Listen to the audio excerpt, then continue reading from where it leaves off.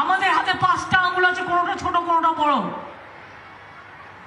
100 ভাগ লোকের মধ্যে 1 ভাগ লোক যদি খারাপ কাজ করে তার দায়িত্ব দল নেবে না, সরকারও নেবে না, আইনের পথে চলবে। কিন্তু তার জন্য আমি যাচ্ছি রাস্তা দিয়ে, বলছি চোর। এত বড় সাহস!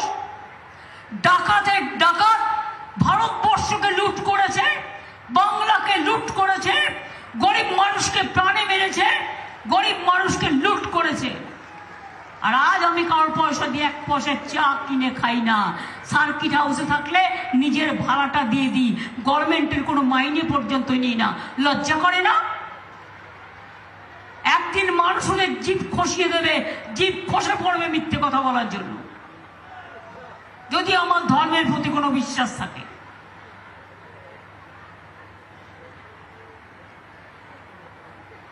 রাজবংশী ভাষাকে স্বীকৃতি দিয়েছে কে? কামতাপুরী ভাষাকে স্বীকৃতি দিয়েছে কে? উদ্বাস্তু কলোনিকে পাট্টা দিয়েছে কে? মথুয়া ঠাকুর বাড়ি করে দিয়েছে কে? অনুকূল ঠাকুরকে জমি দিয়েছে কে? লোকনাথ ঠাকুরকে জমি দিয়েছে কে? দুর্গেশ মন্দির করে দিয়েছে কে? জল্পেশ মন্দির করে দিয়েছে কে? শিবযজ্ঞিক হেল্প করেছে কে? কত মাজার আছে, গুরুত্বপূর্ণ মাজার, বেরিয়াল গ্রাউন্ড থেকে শুরু করে, শ্মশান থেকে শুরু করে। ওরা মণিপুরে 200 চার্চ পুড়িয়ে দিয়েছে, খ্রিস্টান ভাই বোনদের 200 চার্চ পুড়িয়ে দিয়েছে, আর মহিলাদের উপর নেকেডলি অত্যাচার করেছে। বড়দিনের ছুটিও বাতিল। নেতাজি সুভাষচন্দ্র বোস দেশের জন্য জীবন দিল, আজও জানলাম না তার মৃত্যুদিন কবে। তার জন্মদিনে একটা জাতীয় ছুটির দিবস দিল না, আর ওরা কিছু করবে বলে ঢাকঢোল পিটিয়ে ওরা যাকে দেবতা মানবে আমাকে তাকেই মানতে হবে। I am not bound to do so. আমি রামায়ণ মানি, ওটা আমাদের কোরআন মানি, বাইবেল মানি, গ্রন্থ সাহেব মানি, মাঝের থান মানি, জায়ের থান মানি, তপশিলীদের যে সমস্ত জায়গাগুলো আছে মানি। আমার বাড়িতেও মনে রাখবেন, আমার সাথে সারাক্ষণ থাকে এবং আমার বিছানায় শোয়ে আমার 2 তপশিলি মেয়ে আছে, আমার বাড়িতে থাকে। আমি ইচ্ছা করে ভোটের সময় ওই রাস্তা থেকে খাবার কিনে এনে তপশিলির বাড়িতে খাচ্ছি বলে নাটক করি না। ইলেকশনের আগে 15 লক্ষ টাকা দেওয়া হবে বলে তারপরে 0 হয়ে গেল, এসব আমি করি না। কুচবিহারেও আমাদের একটা ইকোনমিক করিডোর হচ্ছে, গোপালিকা, টেল মি দ্য রুট। কুচবিহারে যে ইকোনমিক করিডোর হচ্ছে, নর্থ বেঙ্গলে যেটা, রুটটা বলো।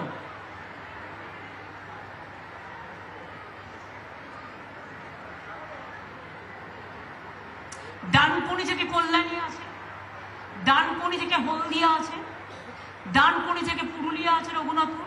আর একটা নর্থ বেঙ্গলের জন্য যেটা করলে, সেটা কি?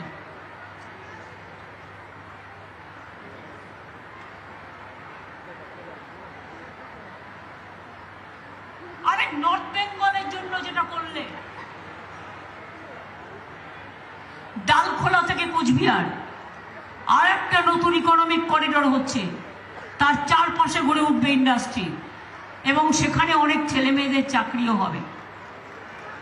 পরিযায়ী শ্রমিক যারা আছেন জেনে রাখবেন, আগে কেউ খবর রাখতো না, আমরা কিন্তু পরিযায়ী শ্রমিকদের জন্য ডেভেলপমেন্ট বোর্ড করে দিয়েছি।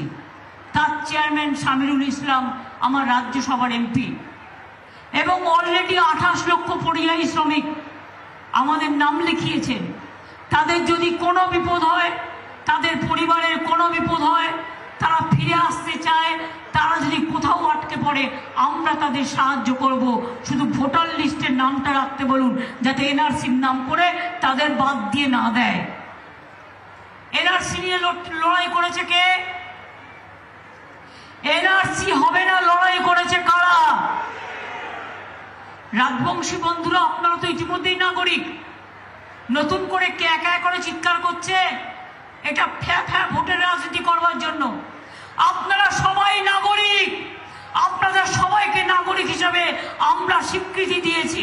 সমস্ত উদ্বাস্তুকরণীকে স্থায়ী দেখেছি।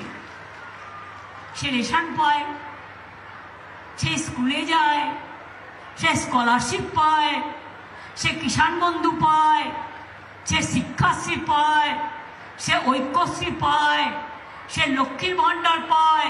তো নাগরিক না হলে থোড়াই পেত? বলুন আপনারা আমাকে, পেত? নাগরিক না হলে তারা ভোট দিতে পারত? মনে আছে শীতলকুচির ঘটনা? ভুলে যাননি তো? 4টি ছেলেকে বিএসএফ গুলি করে মেরে দিয়েছিল। আর কুচবিহারে ওদের অত্যাচারে আমি ডিএমএসপি এবং সিএসকে বলবো, যখন তখন যাকে তাকে গুলি করে মেরে দেয়, যেন জমিদারি পেয়ে গেছে। গ্রামে গঞ্জে ঢুকে কোনো অত্যাচার করলে সঙ্গে সঙ্গে থানায় এফআইআর করবেন, এটা মাথায় রাখবেন। ওরা ভয় দেখিয়ে ভোট করতে চায়। বলবেন ভয় দেখাবে না, এজেন্সি দিয়ে ভোট করতে চায়। ভয় দেখিয়ে ফোন করে করে বলে, শোন না, তুই যদি আমাদের সাথে না আসিস তোর বাড়িতে ইডি পাঠিয়ে দেবো। ইডি কি করবে? সিবিআই কি করবে? আজ আছে কাল নাই। শীতলকুচি কেস কি করে বেল পেয়ে গেল? কি করে বেল পেয়ে গেল? আমার আপত্তি আছে। খুনি যদি বেল পেয়ে যায়, মানুষ বিচার পাবে কোথার থেকে? সুপ্রিম কোর্ট ভার্ডিক্ট দিয়েছে, আমি এ নিয়ে কোনো মন্তব্য করব না, জাজমেন্ট নিয়ে বলা যায়। কি করে বেল পায়? তাহলে তো যে কোনো কেউ খুন করবে আর বেল পেয়ে যাবে। বিজেপি করলে সাদা আর তৃণমূল করলে কাদা। বিজেপি করলে চোরগুলোকে ঢুকিয়ে দিচ্ছে ওয়াশিং মেশিনে, আর ওয়াশিং মেশিন থেকে সাদা হয়ে বেরিয়ে আসছে। এই হচ্ছে এদের অবস্থা। জল স্বপ্ন প্রকল্পে 6,95,000 বাড়িতে কুচবিহারে আমরা গ্রামে টাউনে জল দেবো। কোনোদিন গ্রামের মানুষ ভাবতে পেরেছিলেন বাড়িতে নলবাহিত জল যাবে? ইতিমধ্যেই 2,92,000-এর বেশি বাড়িতে জল পৌঁছে গেছে। বাদ বাকিতে আর বছর খানেকের মধ্যে সম্পূর্ণ হয়ে যাবে। আপনাদের আর বাইরে গিয়ে জল পেতে হবে না। এছাড়াও অনেক কাজ, অনেক কথা। রাজবংশী কামতাপুরীকে সরকারি স্বীকৃতি দেওয়া হয়েছে। রাজবংশী ডেভেলপমেন্ট কালচারাল বোর্ড করা হয়েছে। নস্যশের ডেভেলপমেন্ট বোর্ড করা হয়েছে। রাজবংশী একাডেমি করা হয়েছে। কামতাপুরী একাডেমি করা হয়েছে। ঠাকুর পঞ্চানন বর্মার জন্মদিনকে ছুটি ঘোষণা করা হয়েছে, মনে রাখবেন।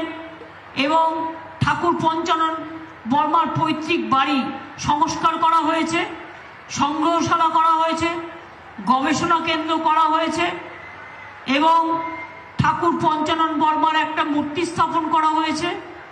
কুচবিহারে 27 একর জমির ওপর পঞ্চানন বর্মা বিশ্ববিদ্যালয় তৈরি হয়েছে। পঞ্চানন বর্মা ইউনিভার্সিটি ক্যাম্পাস পঞ্চানন নগর নাম দেওয়া হয়েছে। দ্বিতীয় ক্যাম্পাস তৈরি হচ্ছে কুচবিহার জেলার খালসামারিতে, 17 একর জমি দিয়েছে। আর আজ আমি একটা বড় কাজ করলাম। কি বলেন তো? আমি দণ্ডবতে বলে বলছি, অনেকগুলো ছোট ছোট রাজবংশী স্কুল ছিল, কিন্তু সেগুলো একটাও গভর্নমেন্টের মাইনে পেত না। নিজেরা লোকালি চালাতো, তারা কোনো সুযোগ পেত না। আমি আজকে এখান থেকে 210টা রাজবংশী স্কুলকে রাজ্য সরকারি স্বীকৃতি দিয়ে গেলাম। অর্থাৎ ওখানকার মাস্টাররা মাইনে পাবে, ছাত্রছাত্রীরা সুযোগ পাবে। এবং আগামী দিন রাজবংশী মানুষরা মনে রাখবে, আমি ভাঙি না, আমি গড়ি। এ কাজ কেউ করতে পারেনি, করে দিয়ে গেছি।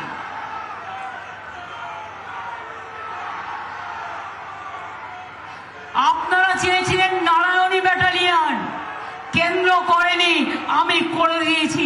যারা আজকে আপনাদের স্যালুট দিয়ে গেল, নারায়ণী ব্যাটালিয়ন তাও আমি করে দিয়েছি।